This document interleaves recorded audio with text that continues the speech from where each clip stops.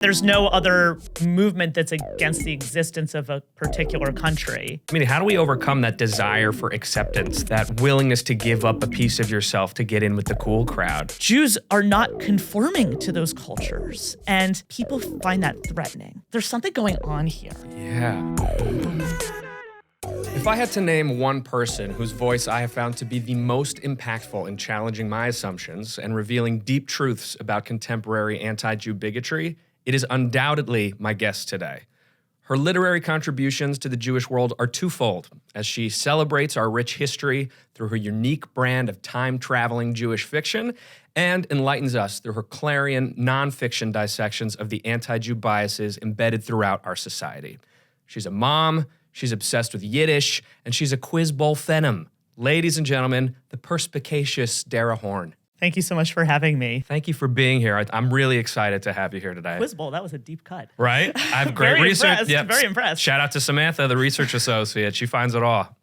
So I have so many questions for you, Dara. I really am so excited to have you here because I'm such a fan and student of so much of your writing. You've been so instructive about how I think about the work that I do in this space. So I'm pumped to get into it. You're an academic, lover of language, historian. I've pushed back against the term anti-Semitism on this show before because I have found it to be too opaque, too academic, too easily fought against by somebody saying, well, a Semite can be all these different people, or this is what it meant at this time. So I've preferred to use terms like anti-Jew bigotry or anti-Jew hatred or anti-Jew racism.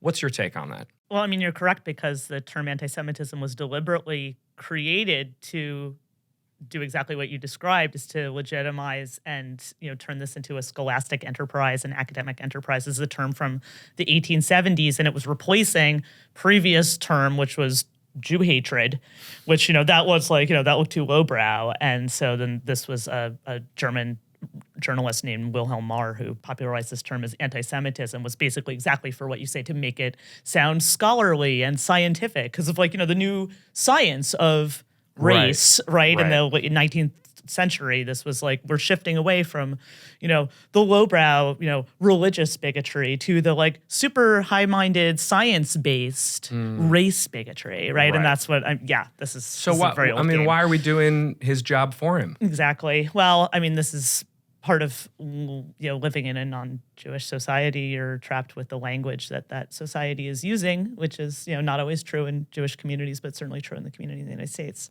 So it sounds like Dara Horn is supporting my replacement terms. Oh, yes, absolutely. Another term that I've pushed back against is the word Zionist, and not because it's been co-opted and distorted, which it totally has, but because I reject the framing of needing us to define ourselves as wanting Israel to exist when it does exist and has existed for 77 years. What do you make of that? Yeah, I mean, this is a successful movement. Right. Right? I mean, there's no other, movement that's against the existence of a particular country. Right? I mean, there's no I don't want Jordan to exist. Right.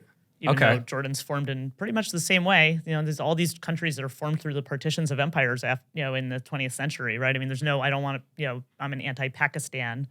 I don't want Pakistan to exist. Right. So, I mean, what's really interesting about, the term, Zionist and anti-Zionist is Jewish life in Israel is, I mean, this is just, this origins of Jewish civilization. Right. It's the roots of Jewish civilization. You have a continuous presence in the land of Israel of Jewish communities since ancient times, all those things. I mean, it's sort of, there's very little in Jewish life that isn't tied back to the land of Israel. Mm-hmm. I mean, if you think about even the holidays were all pilgrimage holidays. Even the ones that weren't pilgrimage holidays, like Rosh Hashanah and Yom Kippur, these are penitential holidays. And the reason that we have this penitential season in the fall is because ancient Israel is one of the only ancient Near Eastern civilizations that doesn't have a river. And so, I mean, they rely on water from the sky for their survival, and the rain only comes in the autumn. That penitential season immediately precedes the first rain of the year, right? So it's like this big rain dance. I mean, that's why there's this obsessive, we're repenting for our sins, and it's like we're reevaluating. It's because it's like we're begging God for water to survive, right? I mean, that's sort of the roots of this sort of spirituality in that season, it's all based on this microclimate of the land of Israel. That's so interesting. I've never heard that. There's also explicit prayers for rain at the end of that season, right at the end of Sukkot on Shmini Atzeret, which is Right. the end of that was October 7th massacre was on that day. That is the day at the end of that holiday season. So it's like there's so many practices in Judaism, and not just Jewish religion, but I mean the language. I mean there's so many things that it's inseparable.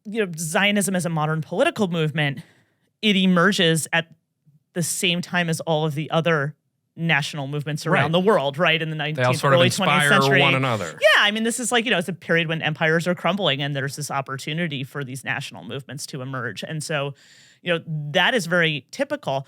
The interesting thing about, what we think of as anti-Zionism is, I'm going to give you a very early origin point for that. Okay. I speak a lot of college campuses, and often someone will ask this question, can't I be anti-Zionist without being anti-Semitic? And my response to that is, I'm not sure if you are aware of the origins of the slogan you just shared with all of us. It's from the Bolsheviks in 1918. Interesting. Yeah, because in 1918, the Bolsheviks are, they deposed the Tsar. They're, waging civil war to gain control of what's going to become the Soviet Union. Mm-hmm. They create what are called the Yevsektia, Jewish sections of the Communist Party, to spread Marxist propaganda among the 2 million Jews of the former Russian Empire. They want them on their side. Their slogan in 1918 is, "We are not anti-Semitic, we are just Anti-Zionist. anti-Zionist." And this is 30 years before the creation of the State of Israel. Is probably not about Netanyahu. Right. Right? I mean, and then what's really, and of course, in the process of, not being anti-Semitic and only being anti-Zionist, the Soviet Union manages to, persecute and imprison and torture and murder tens of thousands of Jews. And then later they export this slogan through the KGB to their client states in the developing world, to the progressive circles in the United States. I mean, I could go on about this, like all the Right. slogans that we hear today, Zionism is genocide, Zionism is imperialism, Zionism is colonialism, Zionism is racism, Zionism is apartheid. All of this is directly from the KGB. Wow. There's such a thick paper trail for all of these slogans. They're all from the KGB, specifically in the 1960s. So your sort of hesitation about like, I don't like this term Zionist, it's been co-opted. Also, it's kind of pointless because we don't need a term anymore. Like the State of Israel's existed for, 70 plus years.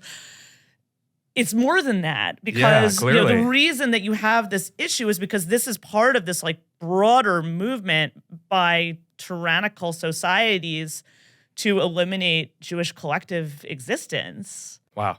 You made it even worse. Yes, I did.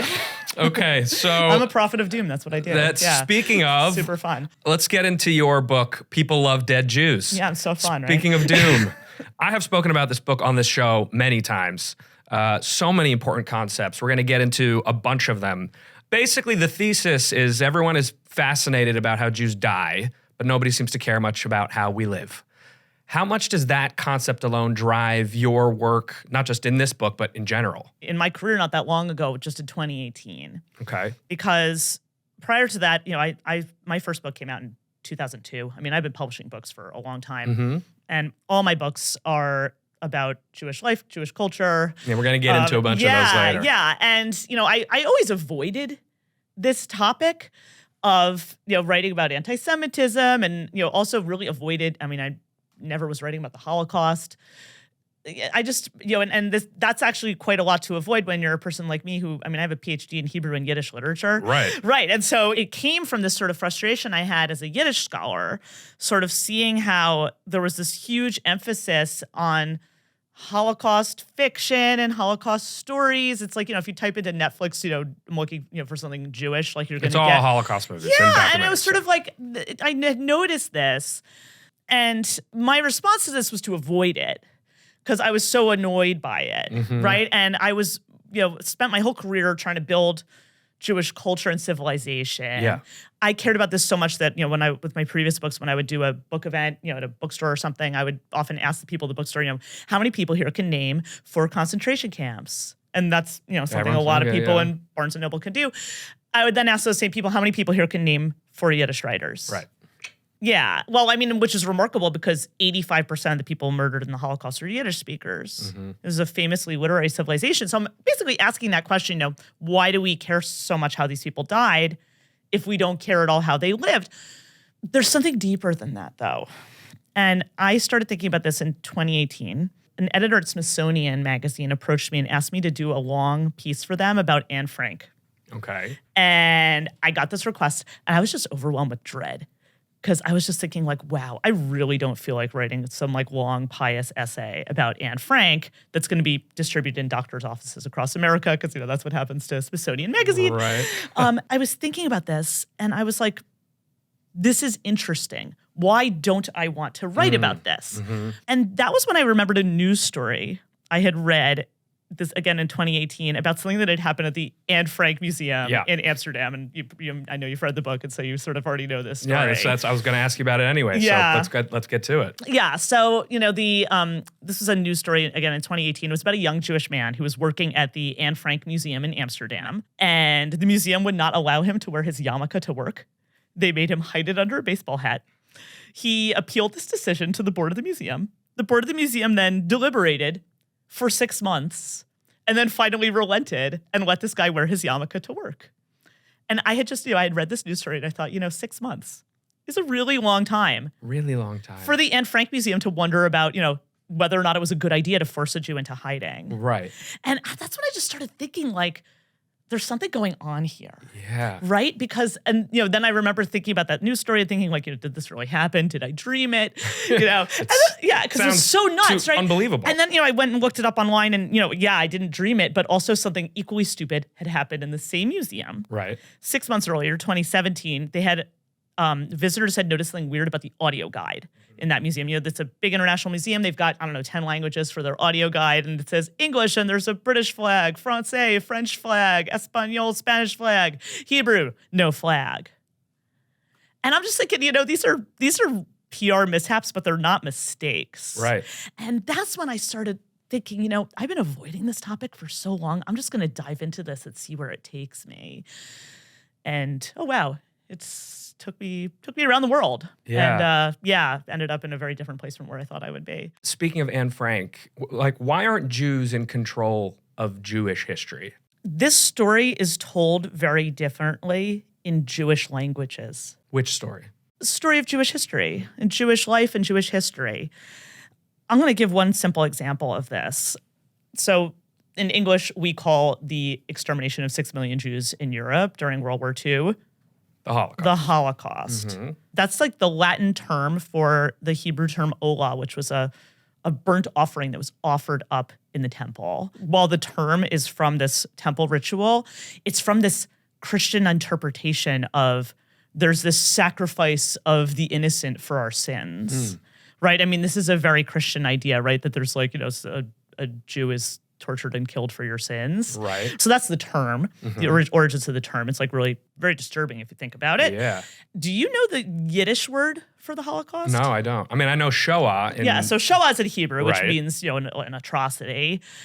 The Yiddish word, and again, 85% of the people murdered in the Holocaust are Yiddish speakers. Right. The Yiddish word for the Holocaust is Chorban, which comes from the Hebrew word Chorban, which means destruction. It's a word that's used to refer to the destruction of the temple, first and second temples in Jerusalem. So to me, this is interesting because it means that for Jews who experienced the Holocaust and are using the language of the people who died in the Holocaust, this is a continuous experience, right? This is a continuity from ancient Jewish history to the present. It's not seen as this sort of like isolated moment that's Right. like a case study in morality. It's seen as a continuity. That is not the way it's presented to a non-Jewish audience Right. at all. Who are not aware of these other points on that line of Jewish, destruction and persecution all throughout history. And resilience also. And resilience, Right? I mean, yes. and before and after, right? I mean, it's sort of taught as by itself, and that eliminates the possibility of pattern recognition. Wow. One concept from your book that I've spoken about on the show is that the American golden age for Jews post-World War II was actually not a normal to get back to, but it's actually the abnormal, and that we're sort of living in the normal now, which is where anti-Jew society is prevalent and out in the open.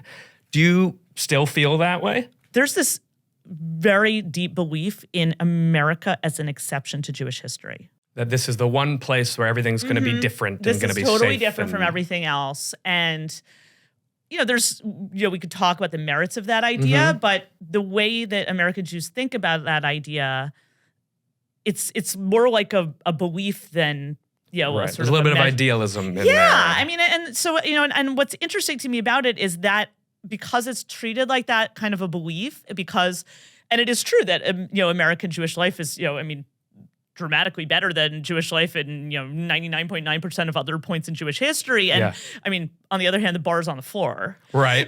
So I mean, I just remember, I produced a podcast a couple years ago called Adventures with Dead Jews, and there was one episode that I had that was about the movie Gentleman's Agreement, which is this movie from the 1940s about discrimination against Jews in American society. Interesting. And it was only after I put out that podcast, and in that episode of the podcast where I talk about sort of, today we talk about anti-Semitic incidents, but in the 1940s, it wasn't about incidents, right? I mean, it was about you can't get a job.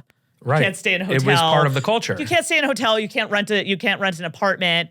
Like that. I don't know if remember that movie, The Green Book. Yeah. That was about this like travel guide for African Americans. Where they could go safely. So the Green Book was actually based on the Jewish travel guide for Jewish travelers, knowing where they were able to stay in a hotel. And it was only after I put out that episode that my parents told me these stories from when they were children.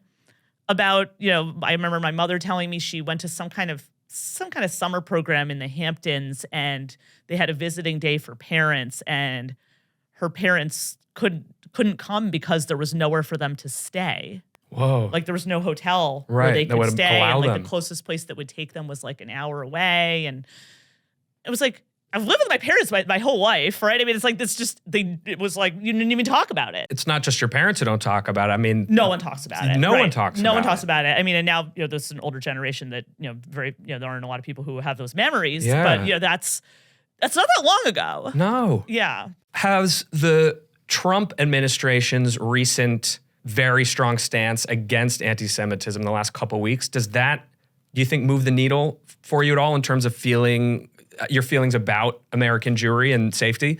The past year and a half, I think that both parties have used this issue for their own purposes. Mm-hmm. I've noticed that there's this sort of trend certainly within the American Jewish community of only talking about anti-Semitism when it comes from people who don't vote like you. And I've noticed that same pattern is also, I mean, we live in a very polarized, toxic political climate. Certainly. I've sort of actually been a little bit more deeply involved in these things because I was a witness in one of those congressional investigations. Wow. So I was, had a little bit of a front row seat for some of the ways that the federal government is interacting with this issue. Were you speaking as having been at Harvard? I was part of this anti-Semitism advisory group to the now former president of Harvard. Who, like our former guest, Rabbi David Wolpe, who spoke about it on this show. Yeah, there were like about 6 of us who were in that group. Yeah, it was, I'm sure he told you just how fun it was. Yeah, it was super fun. We were their anti-Semitism advisory group. I would not say that they took a whole lot of our advice. Yeah. In fact, it went so badly that, I got hauled into Congress to testify about it. What else can you tell us about that experience? I feel like the process started with there was a sincere desire to address this issue. Like, I don't think, that we were being played or something like that. Okay. What I did see was that they went into this with a lot of goodwill, but that's because they thought that this was a problem that they could address without pissing anyone off. Interesting. And once they realized that that was not possible, they were no longer interested. They basically kind of picked a side then, right? Short answer, yeah. Yeah. They thought there was some way that they could kind of wend their way through this or something. And it just became blindingly obvious that was not possible. And it also became blindingly obvious that they were not treating this the way they treated other forms of bigotry on campus. Yeah. It was just an incredibly frustrating experience because, we went into this committee thinking we're going to have sort of like a process and we're going to have, recommendations that we give them. We did give them recommendations. Right. But what happened was just this fire hose of situations that were coming at us all day long. As soon as my name became public that I was on this committee, I was just, it was an avalanche of Jewish students asking for help. And what to me was the most telling about it was that, I think the media depicted this as like, it's all about, these protests, right? And it's this question about, free speech and, what are the limits of free speech? Not a single Jewish student came to me saying that they wanted to shut down free speech, not a single student came to me saying, oh, I don't like what the slogan they're using at this protest. The students who were coming to us, what they were saying was, I don't like people vandalizing my dorm room. Right. Right. I don't like people spitting on my face while I'm walking across campus. I don't like being chased through the law school. I don't like being followed around campus by someone yelling at me with a megaphone.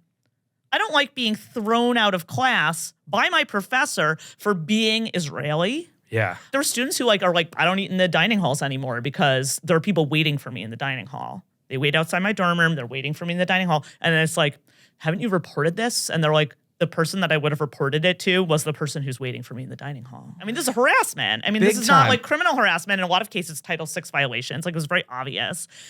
And they were, very content to treat this like it was, oh, is this like a big media brouhaha? And it's like, interesting questions about the limits of free speech. I'm like, no one is talking. Like, not a single Jewish student cares about free speech. So disingenuously framed yes. by the media and everyone. It feels like the focus was so much put on these demonstrations and not on the day-to-day experience of these students. That's exactly what it was. And what it became really clear was, I also was involved with this Harvard Jewish Alumni Alliance that formed very quickly after October 7th.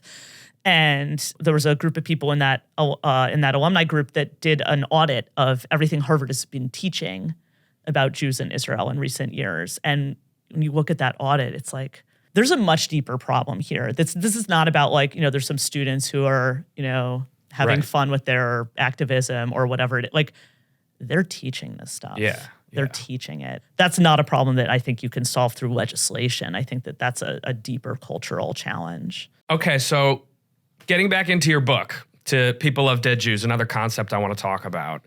I love your distinction of Hanukkah anti-Semitism versus Purim anti-Semitism. Can you just give us the quick recap of that idea? Sure. So I named these two types of anti-Semitism after Jewish holidays that celebrate triumphs over them. Yeah. Purim and Hanukkah. And Purim is, the story in the Purim Megillah. It's about this attempted genocide of the Jews in the Persian Empire. It's this very straightforward story of anti-Semitism where there's a big bad guy who wants to kill all the Jews, right? And, that is more similar to the Nazi project, right? I mean, that's where it feels familiar to us from Holocaust education. It's frankly also maybe similar to like something like Hamas, like this kind of where our stated goal is to kill all the Jews. That is a far less common form of anti-Semitism in Jewish history. More common form is what I'm calling Hanukkah anti-Semitism. In the Hanukkah story, no one ever says let's kill all the Jews. Doesn't come up. The goal is still to destroy Jewish civilization, but the way to do that is to make Jews stop being Jewish. Right. And so, I talk about this in the book at the beginning. The Hanukkah story is about this, Hellenistic Greek cultural empire that takes over ancient Judea. And at first it's like this soft persuasion where, they're like, we have this awesome Greek culture, which obviously is superior to your sad, pathetic Jewish culture, right? And at first the Jews of Judea kind of go along with this, or at least some of them do. They're like, we could be a good vassal state. And one of the things they do is they build a gymnasium in Jerusalem for the Greek games. If you've ever been to an art museum, you maybe recall that Greek athletics played in the nude. Right. They then had to recruit teenage Jewish boys to participate in these Greek games. These teenage Jewish boys had their circumcisions reversed. Oh. Yeah, so they could participate in these Greek games. I don't want to know how that's possible. Yeah, I don't even know what that means. Yeah, I don't know, and nor do I want to. Okay. But what's interesting is no one's making them do that at that time. That was what you needed to do to be a person who mattered in that society. And then it's 5 years later that this regime outlaws circumcision. So, and then they start outlawing they outlaw Sabbath observance, they outlaw Torah study, right? I mean, it sort of becomes this, and that is just a much more common form of anti-Semitism in Jewish history, right? Yeah. I mean, that's more similar to like the Spanish Inquisition. It's like, you convert to, Christianity and then you're fine. Right. And other, it's like you just have to denounce whatever's not cool about being Jewish this week, right? I mean, in the Soviet Anti-Zionism example that we talked about, it's like, we celebrate Jews. You just can't be a Zionist. Sounds familiar. Yes, exactly. Yeah. So you mentioned the word cool. Here, I want to read you a quote from the book. Uncoolness is pretty much Judaism's brand, which is why cool people find it so threatening and why Jews who are willing to become cool are so necessary to Hanukkah anti-Semitism's success. What makes Judaism uncool and why is that threatening? Judaism from the beginning is an anti-tyrannical movement. Today we think of Judaism as the first monotheism, of course. And today we think of that as this like a spiritual or religious idea. In the ancient Near East, that's a political idea. Because in the ancient Near East, societies have lots of gods. And usually one of the gods is the dictator. Right? I mean, you think about like ancient Egypt, right? Right, derives their power directly from the gods. Yes, exactly. And so, when the Jews in the ancient Near East are saying, we don't bow to idols, what they're actually saying is that we don't bow to tyrants. I mean, you see how this pisses off tyrants. And it's, so I mean, I sort of joke about it in the book. I said, like, uncoolness is Judaism's brand. It's like, this goes back 3,000 years where the rest of the ancient world is worshiping this Marvel Cinematic Universe of sexy deities, right? The Jews are like the losers in the school cafeteria. We're like, here in the corner with the bossy, unsexy, invisible God, right? Like, Jews have never been cool, but it's also that Jews have never tried to conform. Right. Right? It's a non-conformist, anti-tyrannical tradition. Doesn't always live up to those standards, of course. There's these giant empires that conquer ancient Israel, ancient Judea. That happens over and over again in the ancient time period. And then, today we don't think of it as empires, but, we're always living in these dominant cultures or surrounding cultures. And Jews are not conforming to those cultures. And that people find that threatening. I remember when I was in college and someone who lived in my dorm, one of my hallmates was this boy from Montana who had never met a Jew before, probably before he met me. And I remember him asking me at one point, he says, Dara, do you think Judaism is the truth? And I'm like, that's a weird question, but I'm like, I guess. I'm like, I was 18, I didn't even know how to understand what he was asking. Then he says, well, so if you think it's true that like, why don't you want everybody to be Jewish? And at 18, I was so baffled by this question. I was like, if I have a favorite band, like why do you have to have the same favorite band as me? Like I didn't even understand what he was talking about. Right. But the reality is that most dominant cultures are trying to make you have the same favorite band as them, right? And then they feel, if you say no thanks, they feel threatened by that. Right. Right. And like, for someone who's coming from a culture where, we're not really interested in doing that, like that's like, it's just a weird idea. But that is like, and there's benign versions of that. The benign version is, the missionaries knocking on your door and you say no thanks and then they go to the next house. Okay. But like, I mean, I'm not going on people's doors knocking on their door. Right. Even the Chabad guys who are, stopping you on the street, they're asking if you're Jewish. If you're not Jewish, they're not, telling you to wear tefillin, right? And even if you're, even if they tell you to wear tefillin, you say no thanks, you walk away, like fine. Yeah. Right? Like this whole idea that you're gonna, make somebody else conform to your ideals. It's like it's just so alien to the Jewish idea, right? Like we're not interested in that. We're not proselytizing. Right. Right. But that is very threatening to people who want to be in a dominant position. Yeah.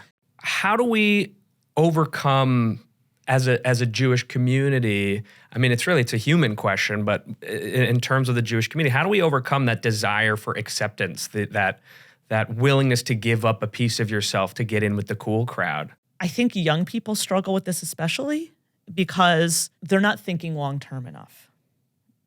And I'm going to give you an example of this. Yeah, what do you mean by that? Yeah, so I speak a lot at colleges. Yeah.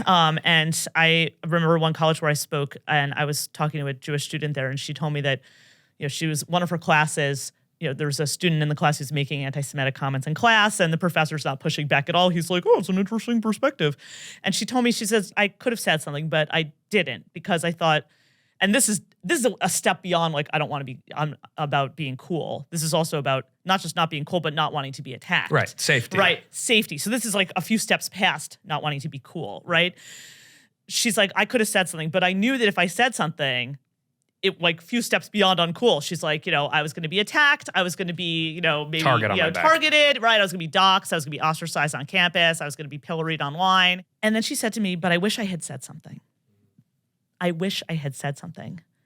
And, I felt this, compassion for a young person whose timeline is too short because, I said to her, I'm like, you're absolutely right. If you had said something, all those things would have happened. Yeah, you would have been pilloried online. You would have been doxxed. You would have been targeted. I said, but, the people who are going to do that to you, those people are going to be in your life for the next few months or the next few years. But you know who you're going to spend the rest of your life with? Yourself. Yes. First of all, like you've sacrificed your integrity. Yeah. You know, I think about those teenage Jewish boys in ancient Judea who had their circumcisions reversed so they could be in the Greek games. They didn't win. Right. That was not the winning choice in their lifetime. It wasn't the winning choice historically.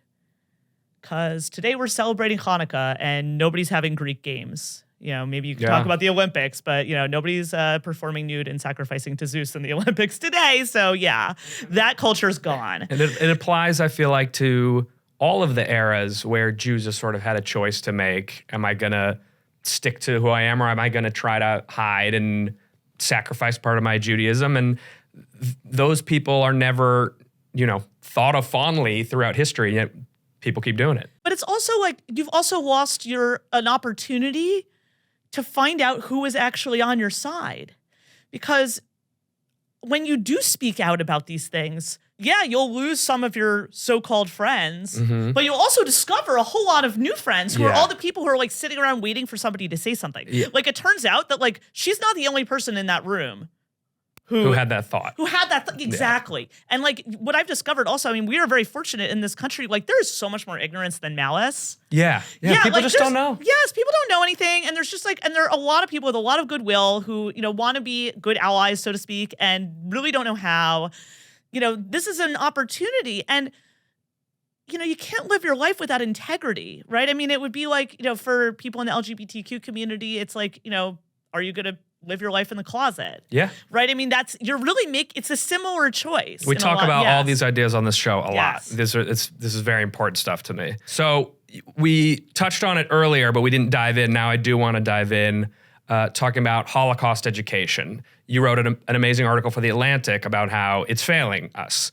A quote from that is, Holocaust education is incapable of addressing contemporary anti-Semitism. In fact, in the total absence of any education about Jews alive today, teaching about the Holocaust might even be making anti-Semitism worse. So what is it that Holocaust education is failing to address, and how is that making things worse? Yeah, so of course this article made a lot of people hate me. Did it? Well, I mean, in publishing. Everybody who works in Holocaust museums. You know, in publishing, we call that starting a conversation. It started a conversation. Well, you know, it's funny. It did make a lot of people hate me initially. You know, there was a lot, you know, pushback from organizations and, you know, because there's a lot of sunk costs in this. Yeah. But what's been interesting, actually, because it came out about 2 years ago at this point, and I now actually have a lot of Holocaust educators approaching me because I think especially since October 7th, there's a lot of, you know, people go into Holocaust education, have a lot of goodwill. Of course. You know, and they see that what they're doing is not adequate to the moment. And I've had a lot of people coming to me now. It's so important that you have helped challenge these assumptions. Yes. And actually, I've now started a new nonprofit that's based on addressing this much more directly. Oh, cool. So I've spent about a year researching that article. I mean, I traveled around the country, you know, and a lot of stuff didn't make it into the article, but you know, interviewing people, a lot of whom didn't even make it in, you know, and not just like, you know, I wasn't just like walking around museums, like, you know, attending, you know, teacher trainings and, you know, talking to people who create curricula for schools and, you know, talking to people who design the museums and this sort of thing. And it was just so clear to me was how this was the Holocaust was being extracted from any kind of historical, you know, line. Right. And being used as a morality play. And the moral of the story is like, you should be nice. Right. And there's nothing before, nothing since. And what was amazing, like the point that hammers this home is I was at a teacher conference at the Dallas Holocaust Museum. And it was in July, so I didn't get to meet students in that context. And so I asked the docents there, what do the students typically ask when they come through this museum? And they said, you know what they'll ask? Are there still Jews alive today? Wow. Because if you went to this museum, you wouldn't know. You thought all the Jews got killed and well, then there's the story's never, over. you know, Holocaust education, there's never Jews after 1945, except for Holocaust survivors who are talking about what happened between 1933 and 1945. Right. You know, and that's it. There are no Jews after 1945. And, you know, what's amazing is like, you know, there's this concept in education philosophy called the null curriculum, like NULL, like zero. Okay. It's what's not taught in school. And the idea is that what's not taught in school is also part of the curriculum because you're not telling students don't learn this. You're saying don't learn it from me. So, for Okay. example, like sex education a few generations ago, right? They didn't teach it in school. They weren't saying don't learn about sex. They were saying learn about it from your older brother. Right. Right? Don't talk to me about it. And, I just realized there's, all these places around the country where it's required to learn about the Holocaust in school. And I want to be clear, I'm not against that. Like, it should be in all 50 states. Like, I'm not saying that it shouldn't be taught in school. But there's not a single place in this country where anyone is required to learn who Jews are. Right. And so what that means is that we've outsourced the job of teaching people who Jews are to TikTok. Right. Literally, when the only thing people know about Jews is that the Jews are people who died in Europe between 1933 and 1945, what the heck do they know about who Jews are? How can they process at all what's happening now? Right. If you don't even know who Jews are, you have no context. You have no framework for understanding anything. Like, you think Jews are a religion. Right. Right? Like, if you think Jews are a religion, and then you're like, why does a religion need its own country? And I think that's the number one misunderstanding about Jews. It's ridiculous. I mean, and first of all, there are many, many Muslim countries and many Christian countries. Right. But leaving that aside, like, Jews aren't a religion. Right. I mean, like, there's millions of Jews who are secular Jews. Have you ever met a secular Mormon? Right. Right? And, like, there's an answer to who Jews are, and it's quite simple. Like, we don't have to sit here and be like, are Jews a race of religion and nationality? It's like, no. Jews are a type of social group that was common in the ancient Near East. Right. Very uncommon in the West today. It's a joinable tribal group with a shared history, homeland, and culture. What I just said was a paragraph in English, and in Hebrew, it's one word that's 2 letters long. Right? Jews are Am Yisrael. And unless you understand what that means, like, nothing else makes sense. Right. Right? Nothing else makes sense. That's why it's the chief misunderstanding. It's sort of at the root of everything. And it's not that hard to teach. So this is actually so I have a new nonprofit that I just started. What's it called? It's called Mosaic Persuasion. Okay. It's a bit of an inside joke. What's the joke? So there's after the emancipation of Jews in Europe, so when Jews were starting to be given civil rights at the late 1700s, early 1800s, there was this idea that the only way that Jews would be entitled to civil rights would be if they renounced their collective identity. So in other words, you can't be part of the Jewish nation. You have to be like Frenchmen of the Mosaic persuasion. Of the Mosaic persuasion? Yes, Germans of the Mosaic persuation. I've never heard that phrase before. Yeah, well, because this concept failed. Thank God. Totally failed, right? because, it did not work. So that's so it's a little bit of an inside joke because it's also, the purpose of this organization is to educate the broader American public about who Jews are. How are you going to approach that? So starting in K-12 education, because part of my experience with this panel at Harvard was really like, wow, college, too late. Yeah. Way too late. Those conceptions have already been formed. And then also, after I'd written that piece about Holocaust education, having all these Holocaust educators approach me and being like, how can we improve? How can we change what we're doing? And also speaking around the country about my work and finding like just people constantly coming up to me and being like, can I get some follow on? Like, can you come and speak to my school or something like that? There was just this demand. And so, so we've just started as of our conversation right now, we don't even have a website yet. Hopefully we will very soon. Like that's how new this is. Like literally, just got off the ground, just got our first grant. Amazing. But we are doing right now we've run some pilot projects with a couple of different school districts where we're doing, teacher training workshops, which are about, it's foundations of Jewish civilization. Can you tell me where those are in the country? So we did one in Palm Beach County Public Schools for principals in that group, in that public school district. I didn't know this. Palm Beach County Public Schools to me sounds like Mar-a-Lago, ritzy, Florida suburb. Right. It's actually the 10th largest school district in America. Wow. Yeah, and it's like actually, very diverse in that every I would way. imagine, Ethnically, racially, economically diverse. So we ran one of those workshops for them. We're doing a similar teacher training workshop for Miami-Dade public schools that's coming up. If you're a listener and you're an educator and are interested in this, please let me know because there's definitely a lot of educators who listen to this show. So right now the way to reach me is just through my website at darahorn.com because we do not yet have a website for Mosaic Persuasion, but hopefully maybe by the time this airs. So possibly. Check out Mosaic Persuasion. Yes. What I feel like is missing from Holocaust education, I feel like we're sort of emphasizing the wrong thing. I feel like all the emphasis is on the camps. It's like a car wreck you can't look away from. They're fascinating in a very, perverse way. And we're not emphasizing enough the buildup to the camps where, you had segregation like the American South for Jews, where you had, race defilement. Jews can't go to public swimming pools can't have relationships with Germans, where police stand by as Jews get beaten, where there's complicity and participation by the whole community.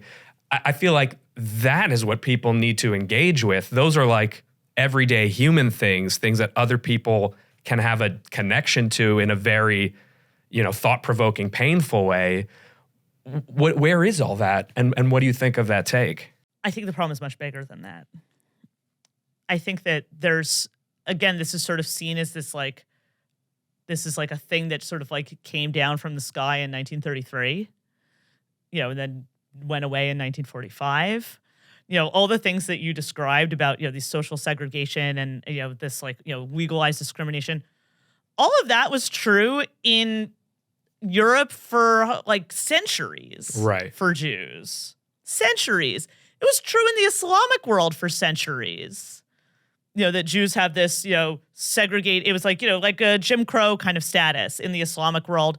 It was certainly, it was even more true in the Christian world. I mean, this was a very, very old phenomenon. There had been a very brief shift away from that only in Western Europe and only for a couple of generations. I mean, what people don't realize is like, this is not the first genocide of Jews even to have taken place in Europe. Right. I mean, not by a long shot.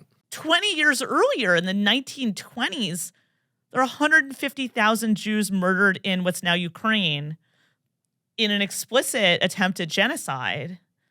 And it's not unrelated to the Holocaust, because then the survivors of that genocide flee to Western European capitals, and these are penniless refugees. And so there's a refugee crisis, which, makes it more possible to amp up popular sentiment against Jews, because you have all these like homeless Jews on the streets, right? In all cities like Vienna. But the reason there are all these homeless Jews on the streets is because they're surviving. It's like when I say like a genocide in what's now Ukraine, this is during the Russian Civil War, like between 1918 and 1921, 150,000 Jews are brutally murdered, and the whole towns are burned to the ground. I mean, this is like October 7th type. Right. Type violence, and sometimes even more organized than that, where people are being shot into mass graves. I mean, that already happened. Mm-hmm. So that's a bigger problem. But to me, there's this like larger issue, which is even when you sort of stop the story in 1945 and nothing moves forward, right? It's like, if you go to the African American History and Culture Museum in Washington, mm-hmm.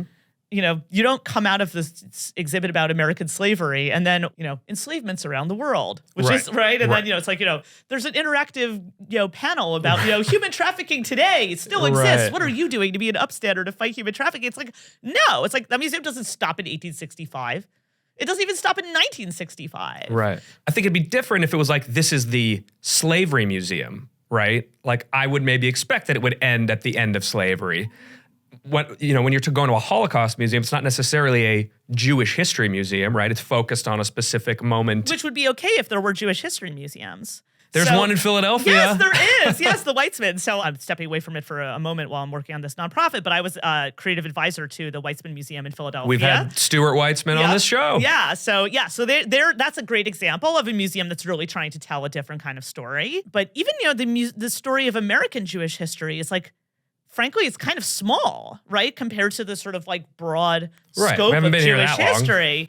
Yeah, well, I mean, and also like, this is, we're talking about thousands of years here. Mm-hmm. And, this is a global people. Like, there's a lot to tell, and you're dealing with a broader American audience that like really knows, very, very little about any of this. Correct me if I'm wrong, but what it sort of sounds like I'm hearing you say is that you're sort of rejecting the hyper-focus on the Holocaust at all and feel like it should be looked at only sort of within a broader context of Jewish history and not let's have 50 museums focused just on this one moment in time. Would that be accurate to say? I think that focusing on that moment makes pattern recognition of anti-Semitism impossible because what it does is it defines anti-Semitism as this one event. Genocide of 6 million Jews in Europe between 1933 and 1945, and anything that isn't that is not anti-Semitism. Is totally fine. Right. There's a problem with defining anti-Semitism with the Holocaust, which is that, first of all, then you're talking about genocide, right? Right. And that's that's the bar. Right. That's the bar, exactly. But also, like, when I say that there's no pattern recognition, there's a very specific dynamic to anti-Semitism, which doesn't necessarily correlate with other forms of prejudice. Some of it might, and some of it doesn't. But it's certainly, we have a much longer span of history to be able to look at it. Yeah. And the way I think of anti-Semitism is that anti-Semitism is essentially, it's not so much a social prejudice, it's a lie. When you think of any form of anti-Semitism, it's based on a lie, right? And those lies are either, it could be like a conspiracy theory, it could be, blood libel. Yes, or like, denial of facts of Jewish history, like Holocaust denial, Jews are all white. Jews are magically not, have nothing to do with the land of Israel. Their civilization's not native to the land of Israel, like things like that. These are just lies. But they all go back to what I consider the big lie. The big lie is that Jews are the obstacle to your society's ideals. And therefore opposing them is an act of righteousness. Right. And that is the key to this, because there's an origin point to that in Jewish history, which goes back to what I was saying earlier about Judaism as this like kind of anti-tyrannical movement. Yeah. It comes from Jews refusing to conform and to assimilate into these larger cultures. And how threatening that is to a culture that wants to dominate. Yeah. And so the way that you're able to sort of convince your populace to go along with this hatred is by saying, we have this universal ideal and Jews are the obstacle to it. Right. And it doesn't matter, and that there's a shift in what that whatever the ideal is one thing. Whatever the evil, it meets the opposite of that ideal in whatever society we're in. And you need to be able to see how that shifts in order for this to make any sense. Right. What leads up to the Holocaust is this ideal where the ideal is science, right? Which, is something worthwhile. I mean, this is not the ideal itself is not the issue. But then the presenting Jews as the obstacle to the ideal is you have this bogus pseudoscience about, there's this racial thing and Jews are an inferior race, right? I mean, and obviously this is something that impacts a lot of other groups, this idea. But then it's like, if you're against this idea, it's like, you're a fool who's going against this universal ideal of science, right? And then there's an earlier version of anti-Semitism, which is based on the universal ideal of, a dominant religion, let's say like Christianity or Islam. Right. And it's like, this is a universal ideal. And, anybody who's a righteous, right-thinking person is going to agree with this ideal. And, Jews are the obstacle to this ideal. Right. I mean, it feels like there's some of that in the 1930s Germany too, right? Yes. But it was supposed to be like a step past that. Right. It was supposed to, that was like the shift to anti-Semitism, the way that, that scholarly scientific term is part of that transition. And I feel there are transitions past World War II, at least two, after World War II and to our time, where you have a universal ideal that again has been, perverted such that Jews are presented as the obstacle to that ideal. What was the first shift after World War II? You have a shift after World War II to, there's sort of, when you have a Cold War, you have on one side communism, right, is the universal ideal, right? Which, that doesn't have a lot to recommend it other unlike science or communism, and then international institutions, because you have the emergence of all these international institutions after World War II, like the UN, right? NATO, the Arab League, these all emerge after World War II, and so then you have this idea of, which again was really pushed by the Soviet Union, this idea of we're not anti-Semitic, we're anti-Zionist.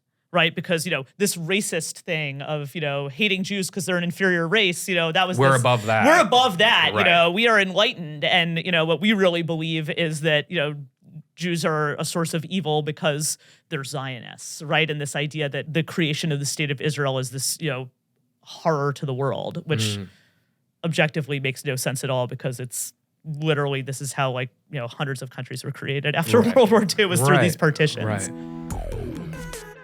All right, we're going to pause it there for now. If you want to hear the rest of this amazing conversation, tune in next week for the thrilling conclusion to my amazing talk with Dara Horn on the next episode of Being Jewish with me, Jonah Platt.